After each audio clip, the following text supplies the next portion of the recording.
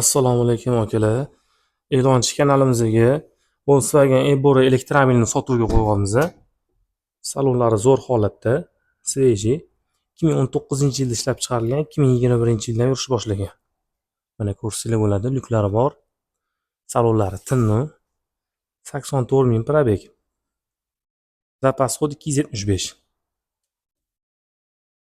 4 ta eshigi shunki bo'lgan. Kraskasiga kelingan bo'lsa, parogida ozgina pidnosi bor. Balon holatlari yaxshi holatda, hali xizmat qilib beradi. Hadovoylarga keladigan bo'lsak, hadovoylar yaqinda qilib qo'yilgan, yangi amazatlar taqib qo'yilgan, salni bloklari alishtirilgan, stabilizator tiyagi alishtirilgan. Olasizlar, haydaysizlar, hech qanaqa ish yo'q. Bemalol ustinglarga ko'rsataverasizlar. Kraskasi ham toza. Bemalol ustinglarga ko'rsataverasizlar. Gentrani o'rniga zo'r variant. Bu mashinamizni 12200 davomimizni egalari kelishtirib beramiz dedilar. Pastda raqamlarni qoldiramiz.